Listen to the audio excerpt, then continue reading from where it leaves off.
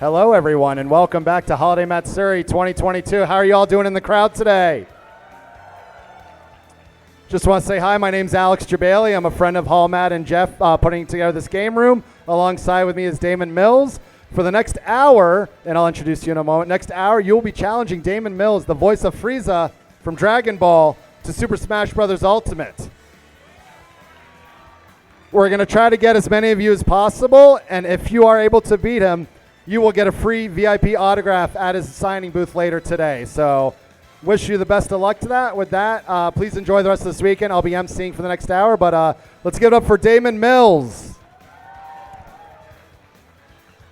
Hello, everyone. How's it going? My name is Damon Mills. I am the current voice of Frieza in the Dragon Ball series. So excited to be here. You guys have been awesome this whole weekend. This is round 2 of this panel. So yeah, it's gonna be really fun. We'll have 1v1, 3 stock, no items, no hazards, none of that. And if you want to get sign up for the matches, meet the lovely Francesca over here and write your name down, and then we'll start calling you up. Cool? All right, let's begin. And Damon brought his controllers. Yeah, we'll honestly probably fit about 10 to 15 matchups. If you can sign up here with Francesca, and then I'll start calling you guys out when we're ready to go, but good luck.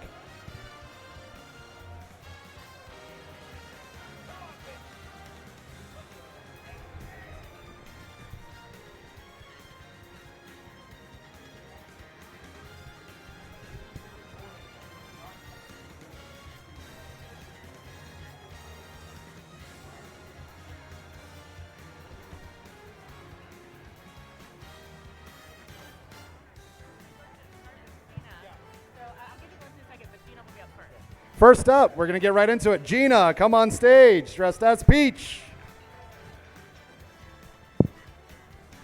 This is a single match, 3 stock. Obviously, I know it's an anime con, but items are still off. Good luck, Gina.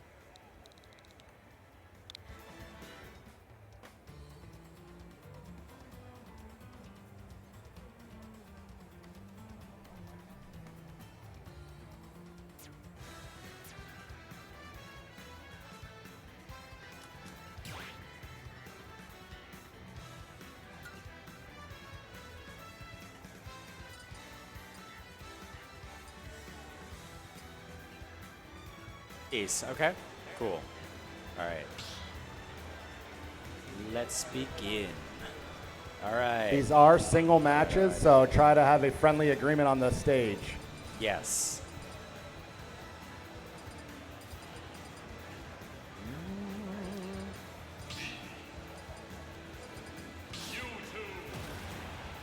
All right. Let's do it.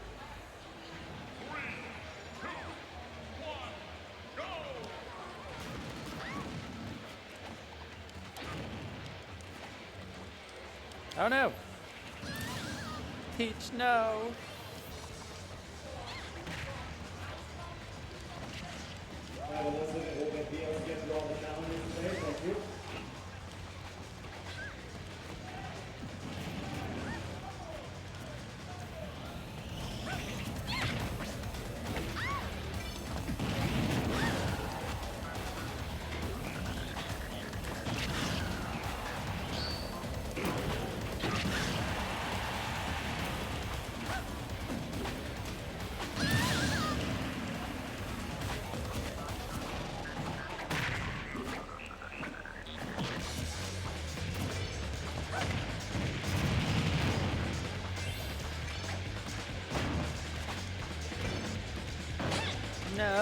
Peach. Good game. That was super fun. Thank you. Thank you. Awesome. All right, thank you, Gina. Next up, we have Matt C. But see, again. As a Mario. It's a Mario. Rematch. It's time. All right. I have a question for you, Matt. Are you a better voice actor than Chris Pratt? We can only hope. If I win, I'll do an accent for you. All right, so we won't be getting an accent today. Good luck. We need that. All right, all right. So we're gonna do the same thing like last time. What do we do? I don't remember. I think you were Mewtwo. I was DK. Yeah. Let's do a rematch. Same thing, right? Yeah. All right. Sick. Battlefield or yeah. Okay.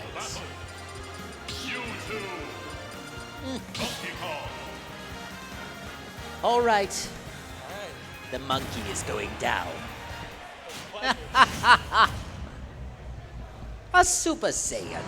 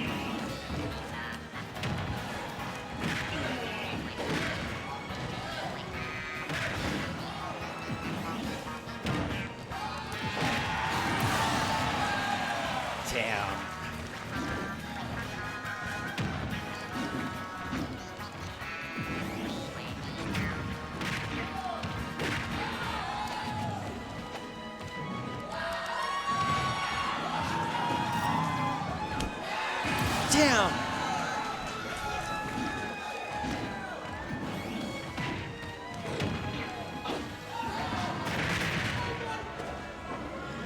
Oh, you're gonna taunt me. All right. Not again. I'm not doing that crap again. What the heck? No! Always the monkeys! All right, Matt C. So much. I love you so much. Thanks, bro. Appreciate you. I'll be there today for the audience. Yeah, you will. Give us the voice. Nope. What voice? No one believed in me. Everyone doubted me. No voice for you. Thank you. Thank you, Matt. Next up, we've got Brandon H to the stage. Brandon H.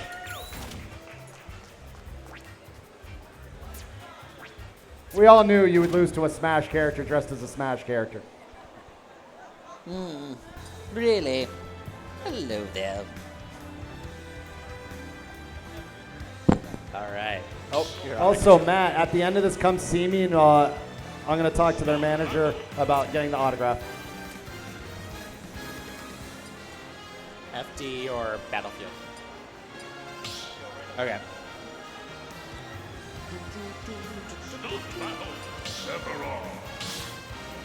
Brandon. All right. I'll be real honest. I'm not that good at this game. All right. I play random. Sword battle. Let's go.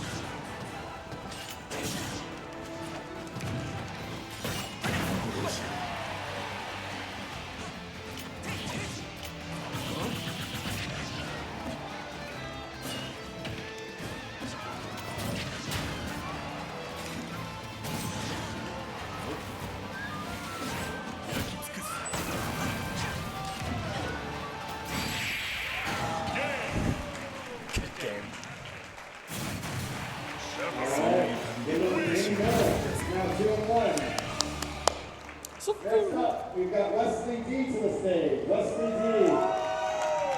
In a wonderful one-piece Christmas sweater. Straw hats. What's up?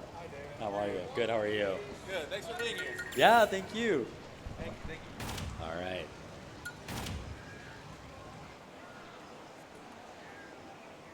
How's your day been so far? It's been good. It's been good. FT or Battlefield? What's that? Do you need a name? I think so, yeah. Okay.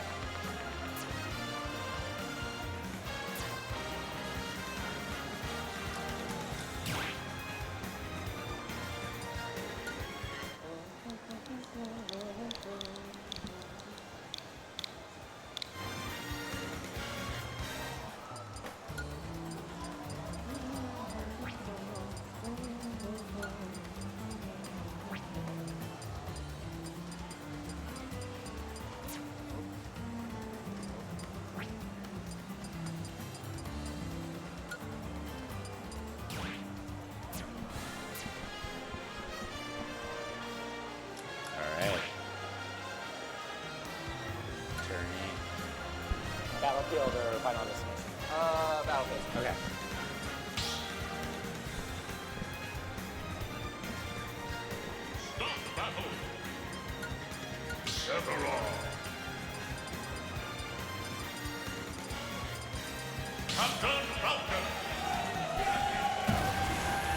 Fresh. Falcon. Lunch. 3, 2, 1, go! The most dramatic stage with like happy music. We love it.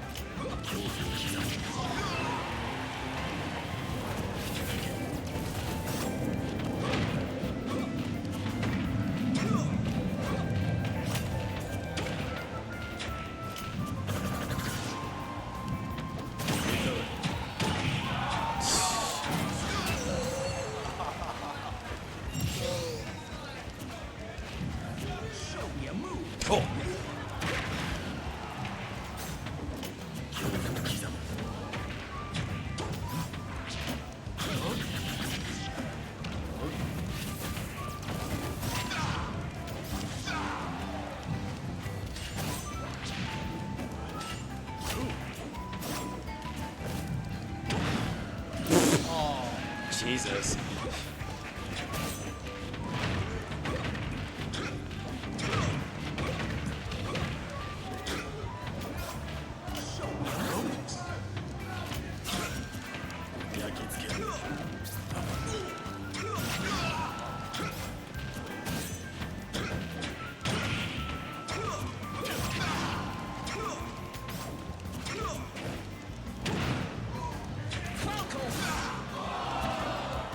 disrespectful.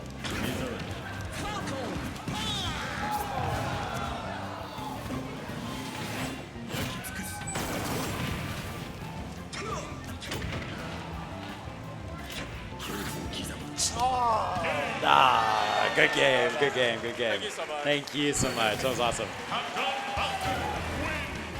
Give it up to Wesley D. Next up, we've got Taylor L. And I gotta say, I've seen a lot of voice actors play fighting games at events over the years. Damon's pretty good. You gotta give it up to Damon, kicking ass. I've been playing Smash Brothers for 20 years. Hi. All right. Do you need to put your name in or anything for controls? Or are you just gonna? Okay. Cool. Battlefield, Final Destination. Do you have a preference? Battlefield or Final Destination? Okay. Let's do Final Destination. Change it up. Oh, I just saw your shirt. It's Kirby. They got a Kirby shirt. Kirby. Yes, I love Kirby. Let me see here. Good.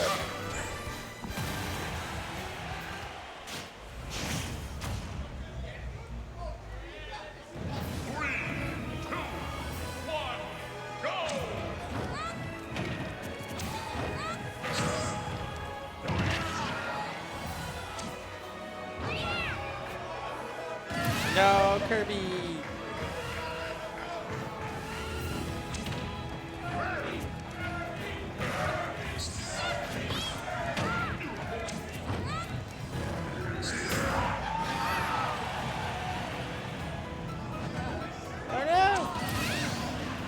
Oh, I think I know why it's on the other control still. You know what? We're gonna restart. We're still stuck on somebody else's controls. Yeah. Because I forgot the jumping has changed. We're gonna restart. No, you're good. I forgot. Okay, rematch. Hold on. Let me. Can I see real quick?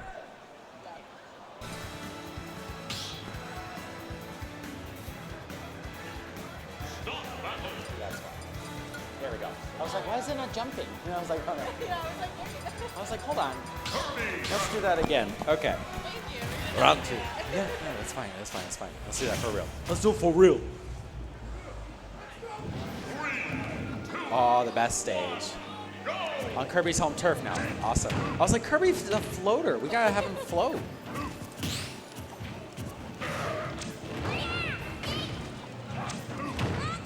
Ah, yeah.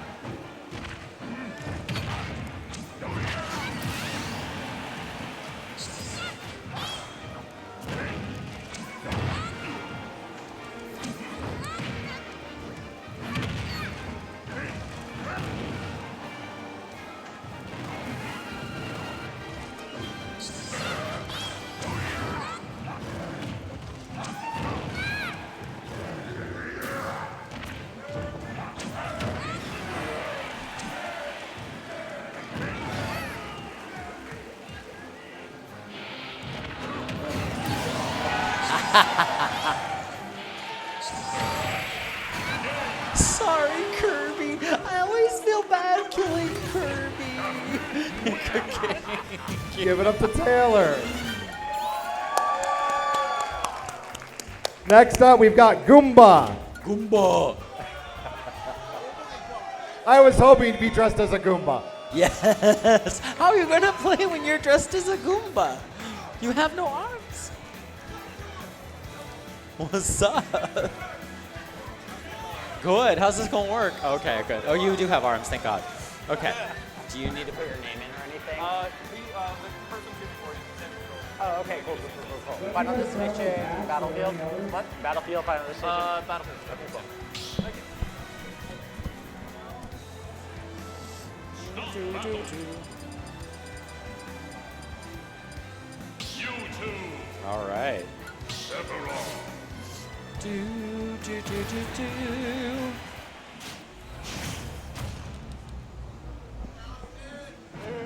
Aha. 1, go!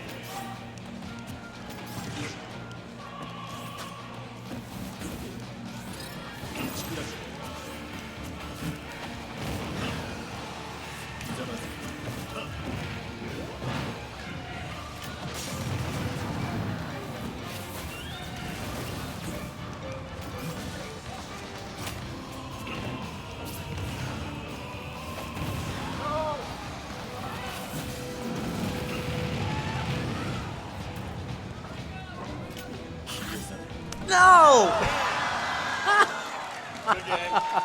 Good game, man. There we are. That's awesome. That was cool. If I didn't drop so low. And for the first time in history, a Goomba wins. For once. That was a fun match. That was really cool. That was great. Next up, Tucker K. By the way, if you guys have fighting game friends and you want to hear the oldest dad joke in the history of video games, if you ever have a friend that turtles so much in fighting games, you know what turtling means, right? What's up? When you're defensive, you tell him you used to turtle so much that when you played Super Mario Brothers, you'd wait for the Goombas to come to Do you him. need to change your name? Dad joke. That was not supposed to be good, but just save that one in the bank. Okay, cool.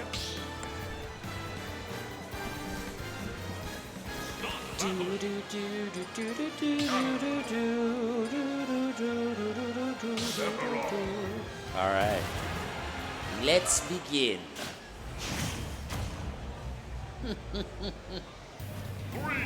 The happiest place for the villainous boys.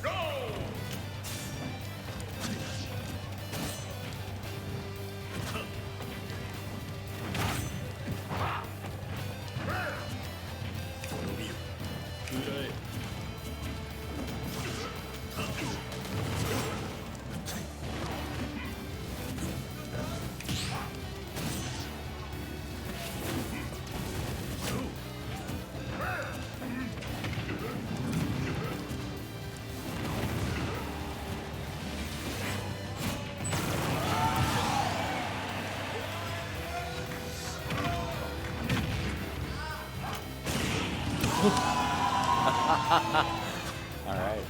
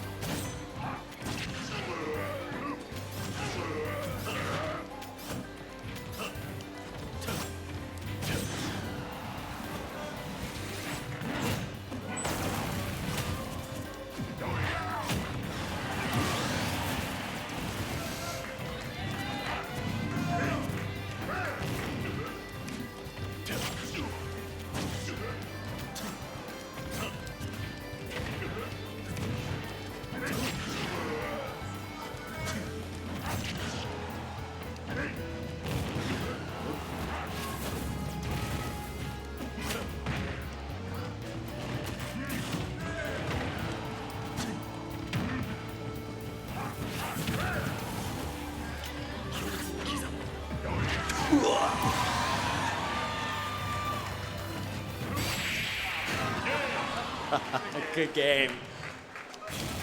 Awesome. All right. Next up, we've got Cooper S. Cooper S. Come on down.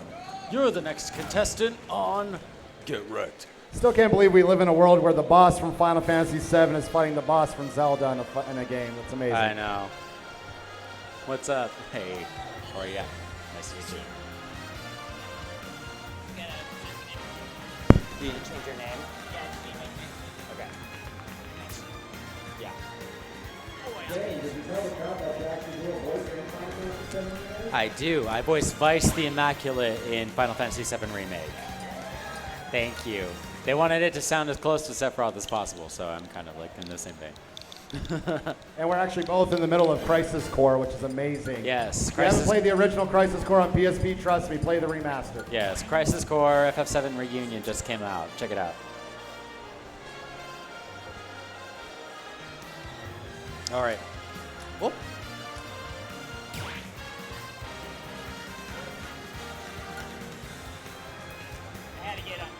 Yeah. Battlefield, Final Destination. Battlefield. Damon, would you like a water? I'm good, thank you. All right. Hi. Kazuya. Jigglypuff.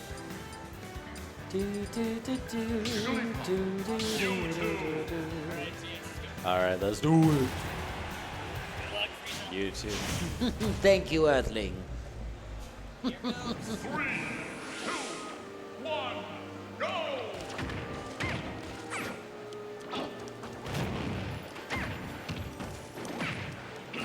All right, okay.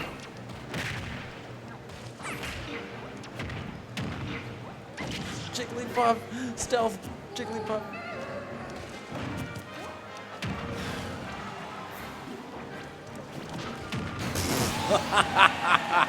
Hilarious. Cool.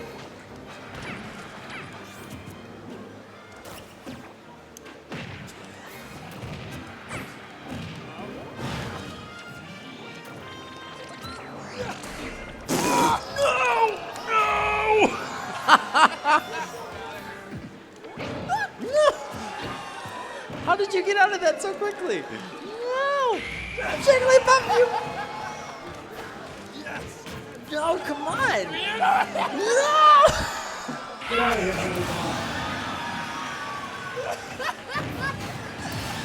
I will not tolerate insolence.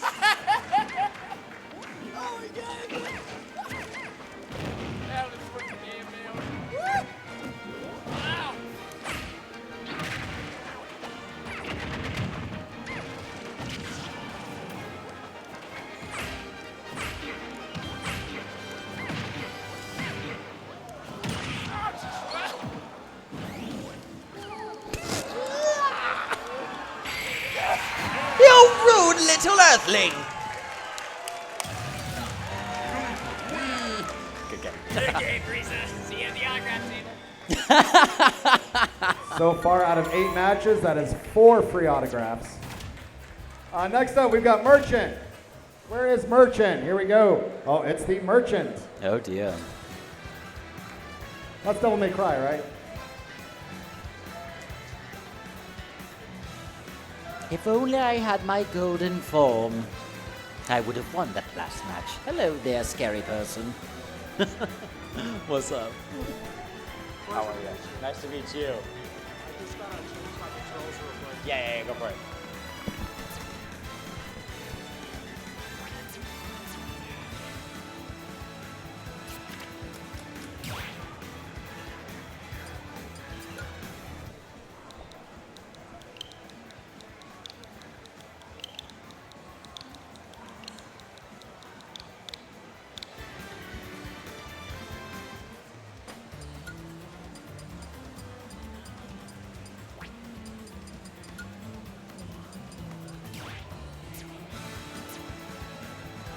All right. Where do you want to go?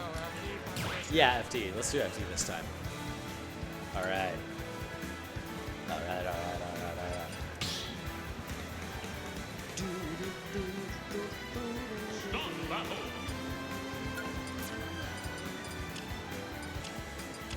What the heck? What? Oh, there you go. Oh, am I? Oh, I'm player 2 now. Okay. They switched it on us. Kazuya, very well done. Very good. Good luck. 3, 2, 1, go! Oh.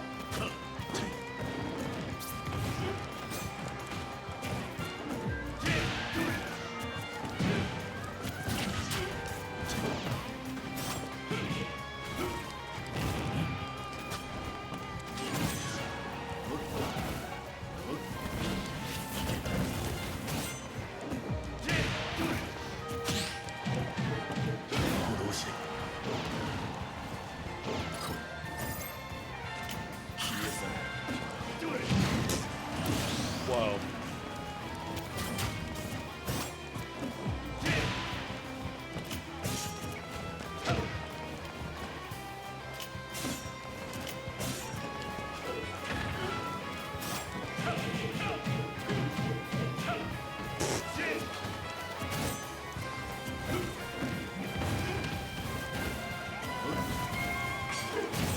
What? I don't know this character at all.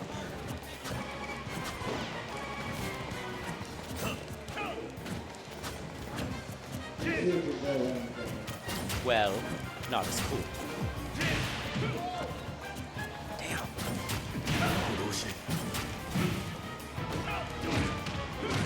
Hey, what the hell?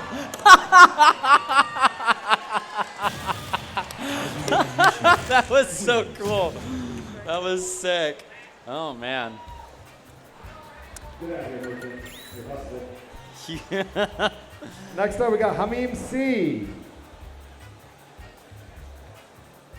Hamim, H-A-M-I-M, going once.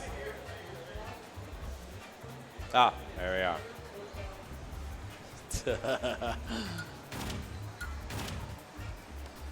What's up? How's it going? Nice to meet you. Hi.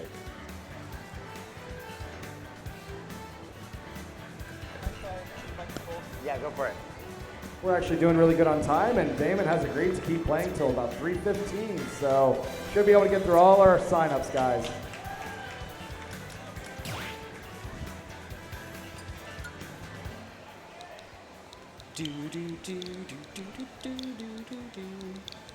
How many of you guys started Smash Brothers on the 64? Yeah. What about Melee? Yeah, Melee is the best. What about Brawl? Okay. Smash 4. Okay. This game. Ultimate. All right. Man, Melee was the best. I love that one. Melee. I've mained Mewtwo since Melee. But then they put Sephiroth in, and I was like, well, I can't not, you know. Sephiroth's too good. I'm basic, it's fine.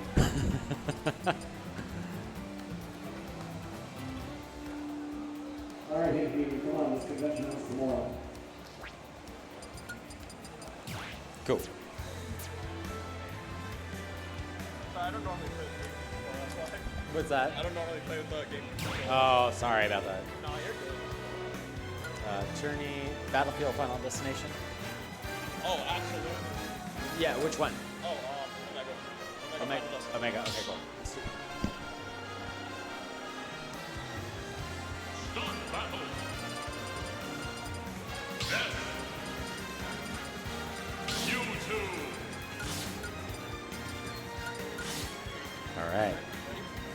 All right. Let's begin.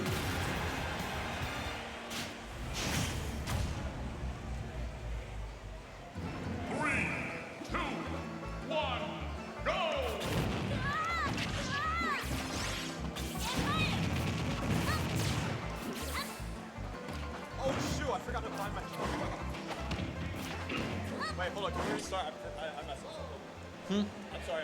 I forgot to bind my jump button for some reason. Do you need to restart? Yeah, can we restart? Okay, we're gonna just quit real quick. He's gonna Sorry, change guys. the I need controls. to change something. Okay. I was like, wait a minute. No contest.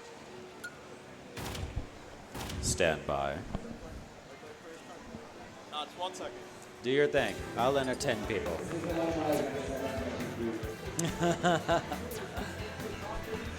do, do, do.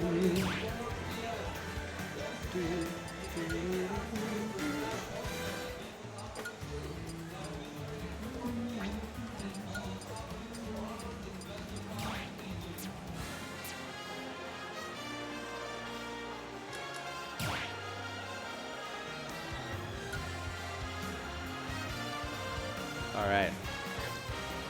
Omega. All right. Let's do it for real.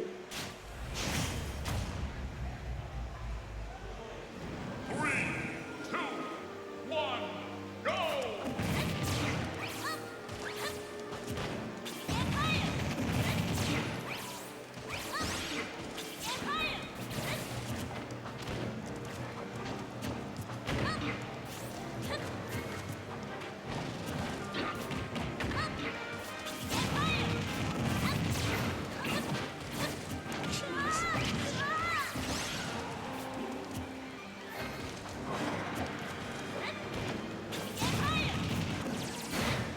Ness, you're so mean.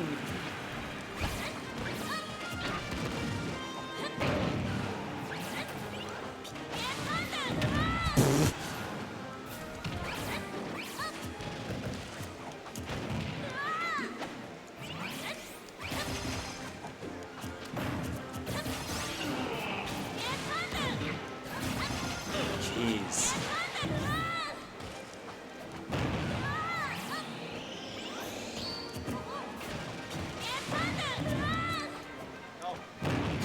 There you go. Leave! Leave this platform!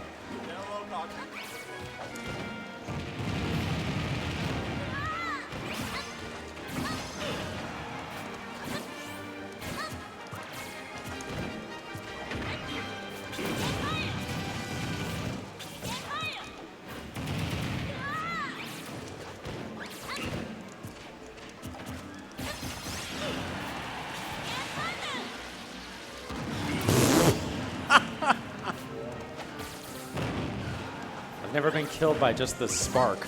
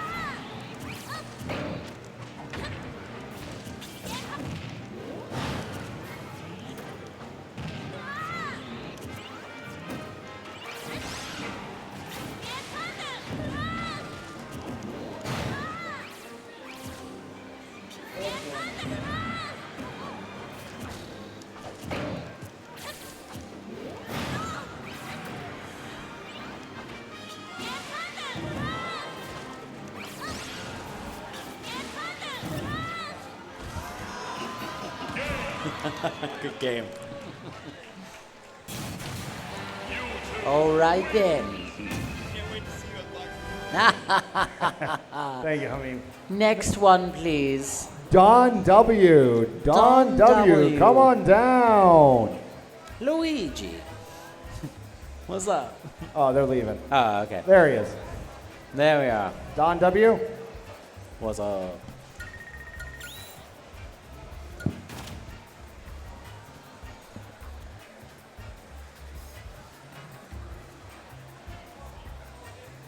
Hello, hello. What's up? How are you? Do you need to change your controls? Okay. All right, cool. Omega or Battlefield?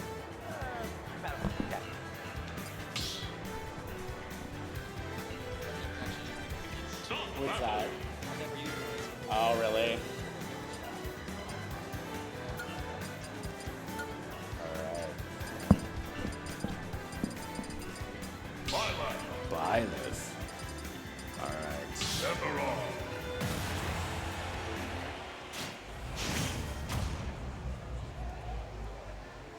3, 2, 1, go!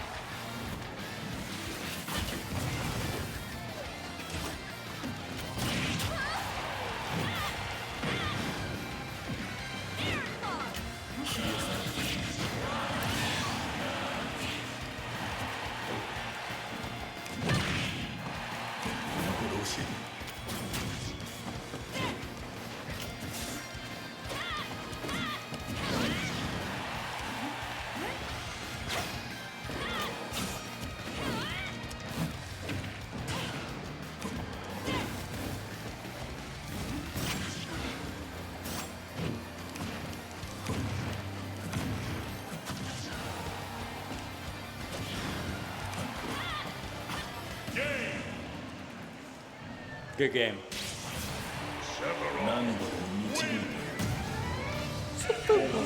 Next up, we have KCB. KCB. And then on deck, just so you know, is Placid, then Nico, then Michael M.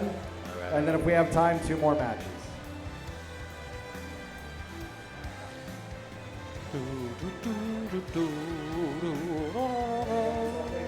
Yeah. I love this game. This game's fun. Hi. How are you? All right. Do you need to change your name? Okay. Battlefield or Omega? Omega. Okay.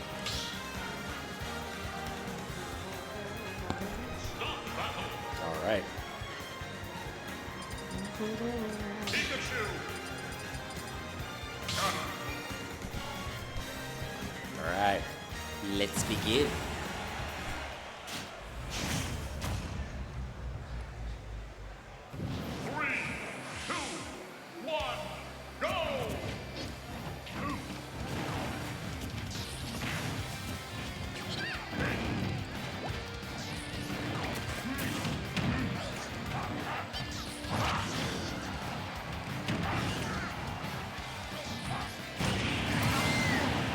Sorry.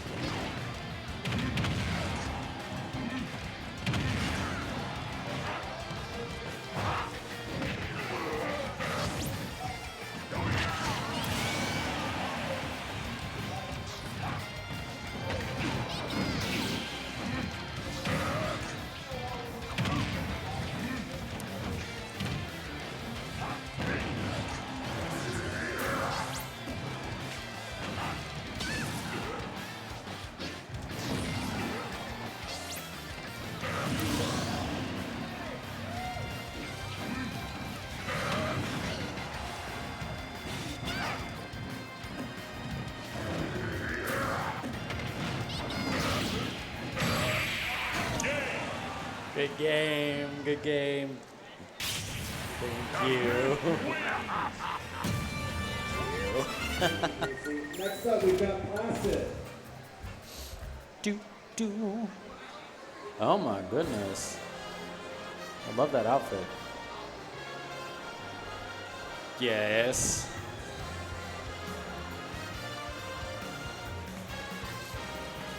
I feel a bit intimidated right now. However, you will still go down. Godlike powers will not destroy me.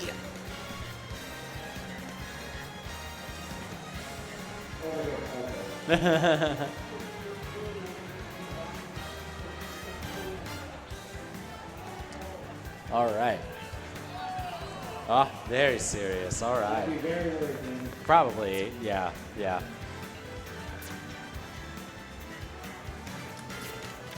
Just a little bit.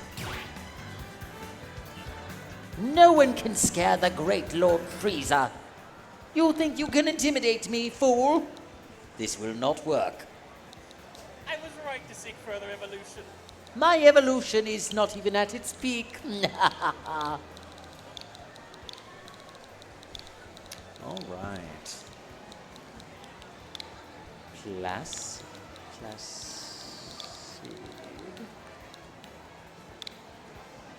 Very well.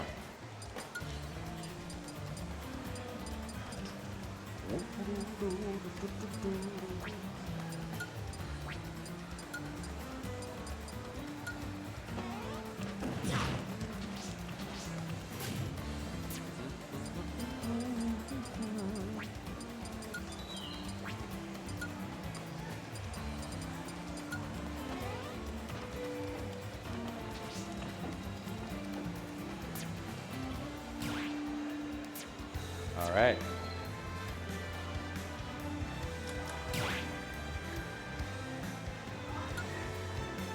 Battlefield, Final Destination. What did you say? Which Battlefield or Final Destination? Can I choose the final destination?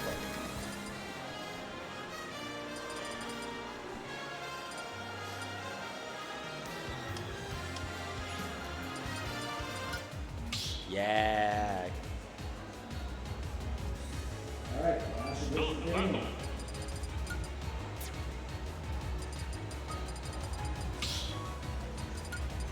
Sephiroth. Oh, random. Dear me. Well, now I'm worried. So, man, it's alive. We got speed. 3, 2, 1, go!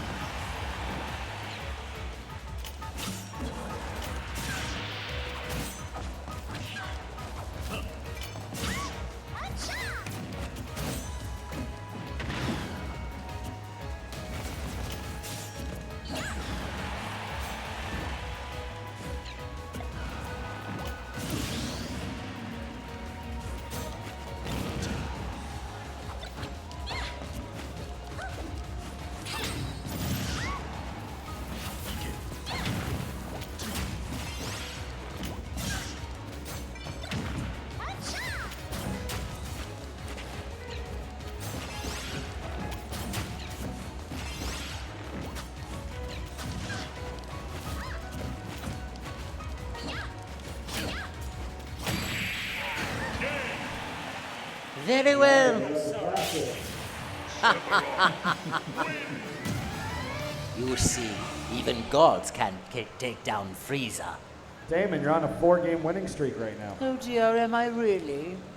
Can I get Nico S to the stage? Nico S.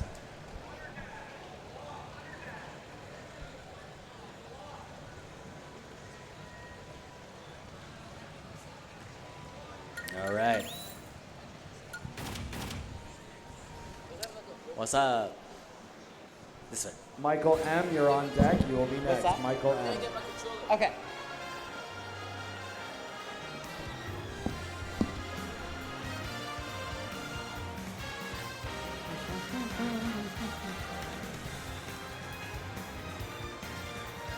All right. You know how to connect it? Yeah. What's that? I'm going to connect it. Yeah, go for it.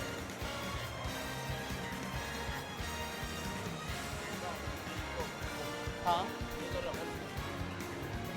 One more time? I need to go to the home screen. Home screen? All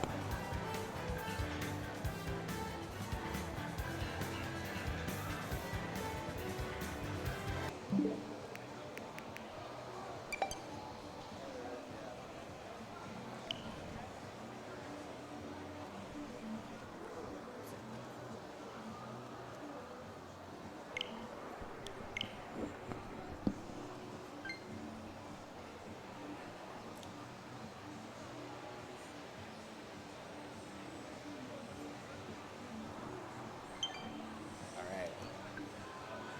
Do you change your name?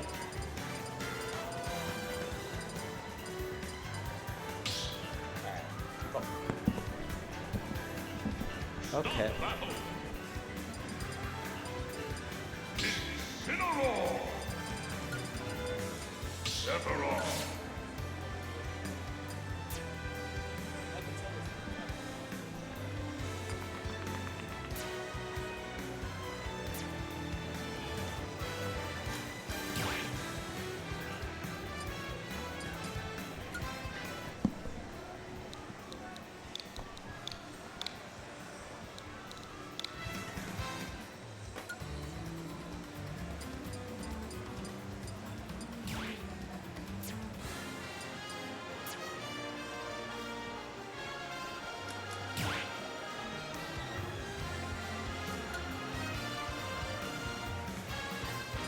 All right.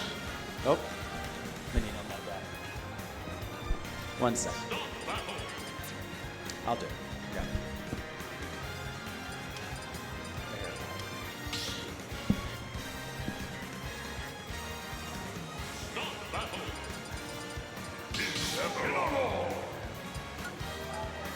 Okay.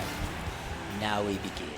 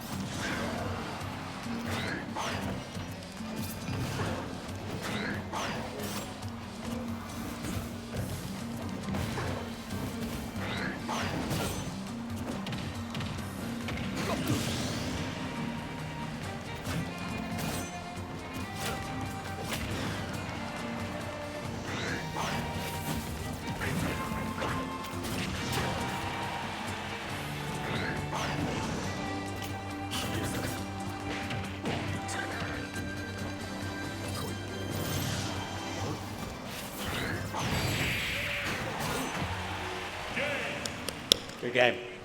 Oh, here. There we go.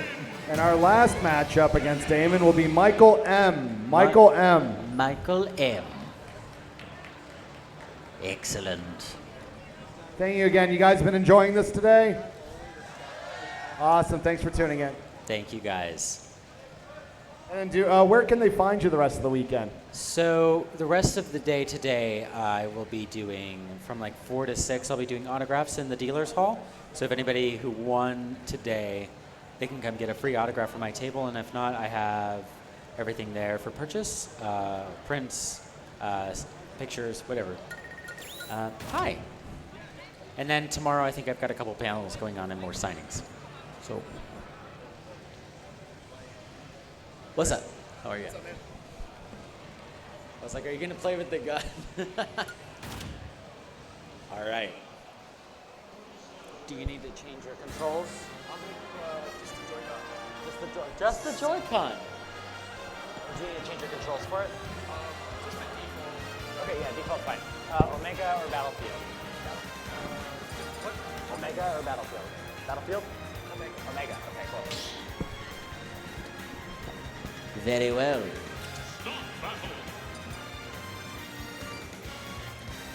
This one is just using a Joy-Con.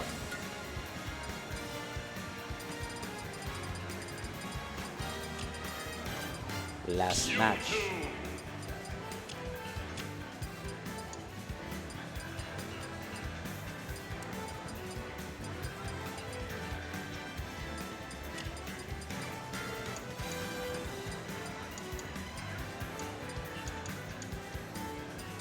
Awesome. Kirby! Let's do it.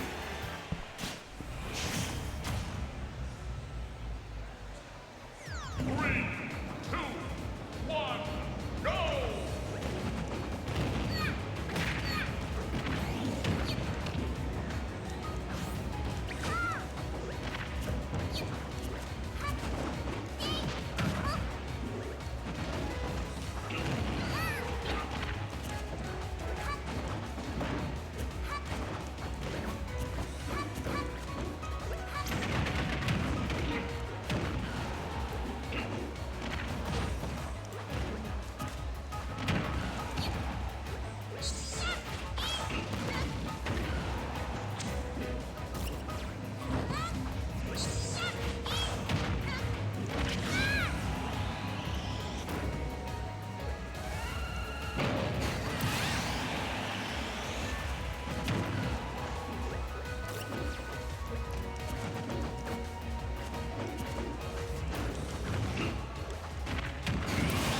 Ow!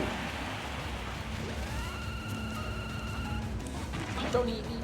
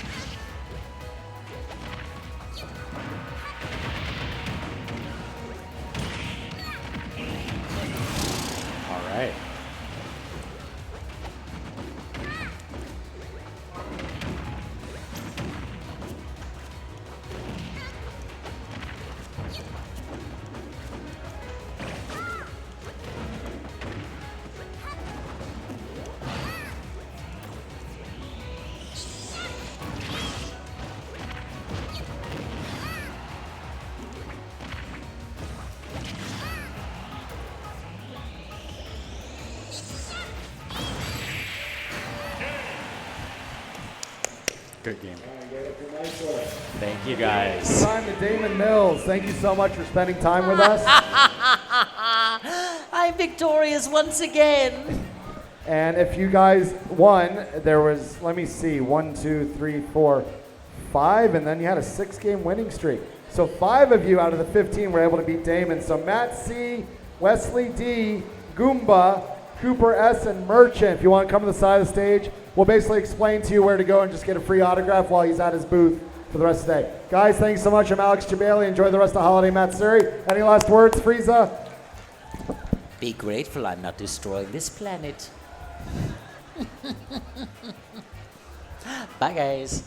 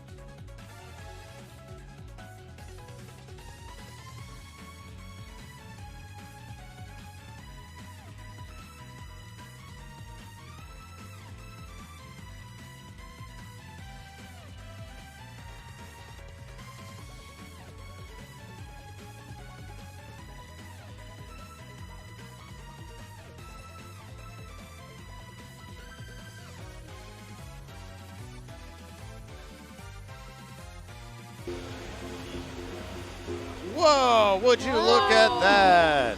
Okay, so we're live. Oh, yikes. Okay, so we're live, and we are live in, all right. Hey guys, those of you who are here, hi people online. So this is the Hallmat Gaming Guest Gauntlet. A lot of alliteration fans here. We're really happy about that.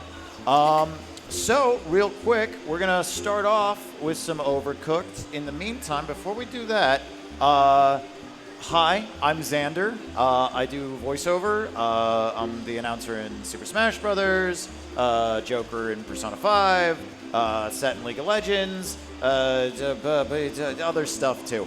And we're just gonna go down the row. Why doesn't everyone introduce themselves? Oh, hi, I'm Emishi. I'm a cosplayer, realtor, and I just play stream.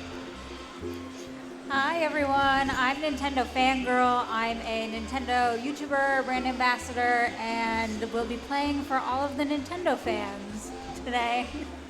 Hello, I'm Katie Cosplay. I'm Chun-Li today, but I hope we're not playing any Street Fighter today because, I'm not good at that game.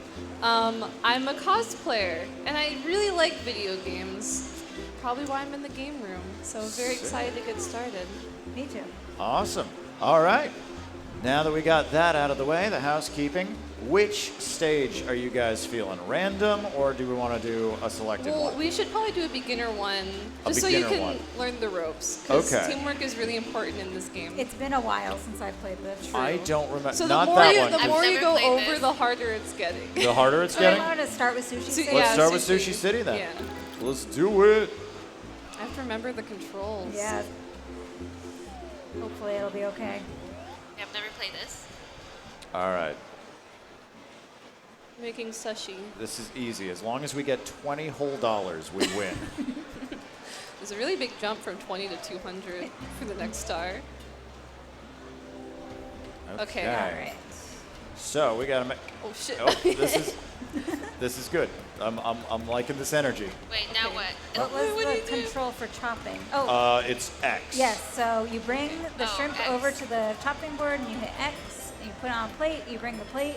Boom. We need a shrimp up, and then we got another shrimp. So communication is really important. I got plates, setting plates out for folks. Boom. Oh, I got a shrimp if I could. Boom. All right, we can get one of those shrimps out. Oh. On the floor. Good. All right, we need two. Wait, I'm so confused. We need two don't fish. Don't All right, somebody's managing one fish, two fish. Chopped fish there. I got some plates. Sick. Bringing plates. Thank you kindly. Another plate over there. No way, all the plates of shrimp. All right, and we can get this shrimp out. Nice. Are we out of plates? Okay, next up we need a shrimp. Wait, I don't understand. You're doing great. Wait, so to the right side of the screen where there's that conveyor belt? Where the conveyor belt, yeah. Means plate. What? All right, we need this on. Oh, so if you can wrap these plates and put them on the table. Oh my God, guys, we're good. We already have 3 stars. Wow, we're so rocking good it. at this. Huh? Yeah, no, we're rocking it. All right, we need a shrimp ready to go. Boom. Some plates. Oh. Shrimp, and that's ready to go out. Oh, I'm serving. May I have a plate? Thank you. We are rocking it. Like we are on top of this. I'll get the plates over here. Shrimpy. That's gonna need a plate. Plate. Get it out. We got about another 40 seconds left. Oh my God, 700. Oh my God. Another shrimp. Oops. Let's just get this on a plate. Get it on out of here. That can go out. Oh my God. Got a plate, we can get those 2 out. We can get those 2 out. Wow. Yeah. We have 20 seconds left. Let's go. That's okay. Get that plate. Another plate. Boom. Oh my God, I can't pick this up. No, pick it up. One more plate. 2 plates. Oh my God. Oh shit, sorry. Get out of the way. Wow. Good job. 1,000. Look at that. Wow. 0 failed orders. So pretty good starter, I think. Yeah, I feel like we're ready for the big time. Oh, well. Yeah, absolutely. The, Let's, the absolute hardest level? Yeah, Okay. let's just. What about Festive Feast? Is perfect for Holiday Matsuri. Festive visas? Festive Feast. Festive. Alrighty. What could possibly go wrong? What type of food is really festive? Turkey? Ham? Turkey? Yeah. Ham? Goose? Deviled eggs? Goose. If Deviled we want to go eggs? like super like Cranberries. Dickensian. You eat goose? What do people For eat on Christmas? This is just Thanksgiving food? Stuffing. Basically. Oh, Yeah. Jesus. Oh, good. Oh, no. This is baked goods. So Oh, no. some mistakes were made. I don't know how to do it. Oh, no. Okay. Wait, okay, like everything's Oh, over I did here. that wrong. Hold on. I just like yeeted it. Oh god. Oh, no. So Put I'm that dead. there. You Put fall the off. egg in here. Where does this go now? So you gotta bring it over to the Is mixer. it in the How do you dash? Does it go in Oh, here? I got I'm you. down I here. got I walked off you. the Hey, edge. come here. I got you. Oh, Okay, yeah, good. I need whatever in I there. keep What's walking. And you this? need Not looking at one myself. more. Is it this? This thing, I think. Okay, Wait. okay, yeah. Put that in there. Put that Okay, in so the bowl. that's gonna I turn know into what a to do fire. now. I used Let's focus on you getting gotta put that in the bowl. the whatever Okay, they are. Okay. What the? Oh. Guys, Alright. we Right off. need one Boom. order. All right, we just One need order. we need an orange in Okay, this wait, one. put that. Yeah, I got that.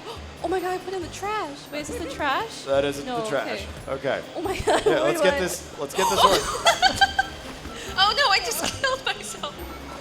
Oh God! Okay. God damn it! I think And fire. Wait, okay, no, Okay. no, it's okay. How do I put this in the bowl? I don't think we were ready for this. I level. don't know. How do we solve this? Oh Did my it not go gosh. in the bowl? Do I have to chop it? Oh. Oh, Do I it's have not to ready. throw it out? Wait, put that. You have to Give throw it it to out. me. Give it to I me. got God something for you. damn You it. have to put that down. Do I? I don't know, because last time I. Oh, okay. yo. Oh, okay. Wait, so is no, this no, ready? other way, No, other plate. way, You other need a way. plate? It needs to bake. Whoa. Okay, Okay, I I just see. need this. And then Okay, It's so not we letting just me need. make bowl. No, you have to put it in. We It's just not letting need. me. Oh, really? Yeah. Oh, we have. Oh, How do you yeah, mix Yeah, it? you have How to do you mix mix it it? and then. Oh, okay. And here? I'm an orange. for No, some no. reason. Yes. Okay. I've got this one, and it's just about ready to bake. We flew too close to this. I don't know what you're talking about. So I think now we're what? doing I've spent half of fantastic. this time in the water. I think we flew a And little bit too bake close to the it. sun here. Wait, how do Yes. you bake it? You stick it in one of these ovens. Oh my god, Oh, oh my god. no. Okay. Oh no! Oh my god, we're negative 60! It's not letting me stick it in. All right. Out it goes. Needs Put it plate. in. How do I put it? I Oh, can't put it in the God. oven. Negative I couldn't 90. either. Wait, I have to mix this again? You have to mix it, Oh my then. God. No, Okay. no, no, Okay. no, no, no, Okay. come here, Okay. come No, do not. No, Okay. Okay. Yes. Yeah. I got one. And then you wait. You wait for it to mix. Once okay. it finishes mixing, then you. Oh, so then you you put can bake everything it. in the. And you can't Yeah. overmix it. Same with bacon. Oh, okay. Oh, and then I think you have to put it in the bowl. This needs to be Yeah, washed. it's got to be in a bowl. I can clean this dish. That's my contribution. Okay. Oh no, At least the food is safe. Oh no! Okay. All right. I'm gonna Okay, get. start All right. again. We got these. Yes. Oh my We god. got these. What the fuck are these things? Oh my god, can we cuss on stream? I totally didn't ask. Sorry. Surprise. Alright, get that in there, get this egg in there, and is this a then plate? I can mix And then it. Okay, so all right. this means it's done. Mix it. I think All right. this needs to. Oh, okay. Second one's I going have an in egg. the oven. Wait, so after the oven, now what? After the oven, you got to put it on Put a it on plate a and then plate get it on out the the bowl. left. God damn it. Oh no! Cross. I baked it Oh, no. perfectly and it just fell in. Bro, why do I keep tossing it? Just put it down like a normal person. Okay. Oh, no. Oh, I see. Okay. Wait, okay. is this? Yeah, okay. Egg. Okay, And this then one's we ready to go over out. here. We're at negative 42, but that's okay. That's It's, okay. Wait, Now we're at wait. 63. It's about the what is it? Journey along the way. Oh, We're Oh, not what? a negative anymore. Yeah. That's good. How do you guys dash? I keep seeing you do it. I think it's B, B? or is it Y? It's B. You were correct. All right. We're at 200. Oh my god, good job, you guys. We're doing great. Last time the bar to clear was 20. I feel like we're winning really hard. True. Anyone got something to put in this mixing bowl? Oh, we have to wash dishes as well. Yeah, you gotta wash dishes. Please. No, it was right there. We didn't Okay, get, well. okay. Not What's the up? best. Okay, well. Oh, okay. All right, guys, it sounds like we're switching to versus mode because apparently Great. what we just learned from that is we're all now qualified as chefs, and we're taking it up to the next level. In order to be a fighter, you have to be a chef first. Yeah? Yep. Agreed. Well, Or he saw us and he was like, they're so bad at this game, God, make they them play can't another even game do right it now. together. Oh. So now Okay. we're going to do competitively. So everybody, you press X to pick a team. Though we could all just pick the same team and have essentially the Oh, exact true. We How many outsmarted teams you, are there? Jeff. We found the loophole. Okay, Of so are course, you 3? I'm 3. You pick. So yeah. there's only 3 colors? I think there's only 2. There's red, blue, and Oh, that's white's it. not a color. I don't think in this case white's a color. Oh, okay. So I'm with Jeff, and then Jeff's with Jeff. Yes. Got it. Clear as mud. Wait. Are you one player one? Yeah, I'm Jeff. Okay, so we are. So it's Jeff, We're and then Jeff and Jeff are Jeff. on the team. Okay. And Jeff and Jeff are on the team. Perfect. All right. All Jeffs accounted for? Yep. Yep. I'm Maybe gonna say. easier than last Like time. maybe we should be on the teams because we're on the same screen. Or Sure. Yeah, that Oh, works. maybe that Oh, makes okay, yeah, sense. that does make So you sense. want it to be like Jeff. Okay, Yes. so we're Jeff. Jeff. Yeah. Jeff. What is this? The balloons, you can fall out of the sky. Yeah, but it's only the second one. I figured the first one we clearly had that mastered. Right. We needed a little bit of Fair. Well, challenge. that was his 4. Now we're 2v2. And now we're 2v2. We can do it. When he said versus, I thought he meant multiverses. I'm like, oh my god, I've never played that game before. Okay, what All are right, we Jeff, making? you ready? I'm ready. Okay, Let's what do burgers? this thing. Okay, Okay, we're making burgers. burgers. So that's a bun, so we All have to right, prepare so bun. we gotta Okay, get some bun. meat chopped. Cheese has to be A chopped. bun, Gotcha. bunned up the bun. All right. Is this meat? Chopped Yes. with This some cheese. Where's the meat? Good question. I'm not. Oh, I it's just over here. It's fell. over here. It's Meat over here. is Oh, I on. We need cheese. I got a so meat. I'm gonna chop the meat. I'm being carried. I'm being carried really hard. Oh, I We don't need know if I needed to tomato. chop that. Well, I did. I think you do need to chop it, right? And these Yes, in you the- do. Yeah, you do. To burger meat. Oh, I thank just threw you. it. Oh. I was gonna get that. All right, so Why that's did you help the cooking. enemy? Do we All right, have next time we to just get a need tomato or something? meats and a bun. So I got the meat. If you want to start on the next one, we're gonna need lettuce I got my on that cooked one. meat. Oh, Okay, cooked Oh, meat. yeah, lettuce. got Okay, that lettuce. one. Okay, I'm serving. Okay. Boom. Oh no! Oh please! Okay. We worked so hard on that. Wait, why is it? Are you holding it? It's just A. Oh, we need Okay, another just meat. A. Yeah, just A. Chopping some cheese over Gotcha. here. Good try. That's got. These bridges are pretty tiny. Yeah, buddy. All right, I got Tomato? plates incoming. Oh, okay, is this done? Yeah, this No, is, so next we needs need- lettuce, needs Tomato. lettuce. We're gonna need meat on there as well, and then we're gonna Oh, I need cheese. It needs lettuce. I can construct We have it. different. Okay. Yeah, so I'll cook just the meat. grab. Okay, I got lettuce for this one. Okay, Um, I'm serving. Yes, take that, put it in, and then Okay, boom. okay. Okay, so that one's Gotta chop assembled. You just got to tomato. put that Chop- meat oh, on put that, that there. or you can start Okay, I'm prepping the bunning. meat for Okay, the I got next a bun. one. I'll prep the meat for the I next one. got You're gonna prep the meat? Okay, cool. Good call, good call. I'm liking it. I'm feeling solid about this teamwork. I'm Getting not a gonna lettuce. Got a lettuce. Burger. Awesome. I'm gonna grab a plate, and Okay, so we just need one that's I'm just just doing meat what you and bun. no, So we need did that this one already. Okay, I have that. Okay. meat I'll there. watch. I'll watch Yeah. this one. Okay. So I'll get that Bring out, this meat up. and then. Chop it. Need lettuce. Okay. Ooh. Oh God! Cook that meat. I'm really sorry. What does this need? I This has failed got- in our hours. Needs meeting. plate. There's not. Where are the plates? I need tomato. Plate disappeared because I fell off with it. But that's Tomato, okay. okay. tomato, tomato. Where's Okay, the plate? okay, okay, Wait, boom. this already has a tomato. Where's the meat? Oh, Okay, okay, okay. okay. Cheese, it does not need I cheese. got it. Next Oh, one I got it, needs I got it. lettuce, That's tomato. done. Here, I got it. Where so, are our plates? Okay, that one's done. All right. That was just, our plate is right here. I'm Oh, coming they're with all the plates. down here. Oh, okay. Okay. So pop that lettuce Oh, on. no. I'll grab I need a meat, and then lettuce. if you can grab a tomato. That's what I did. Okay. Hold on. Oh, that was terrible. That was scary. Okay, plate. so get that tomato.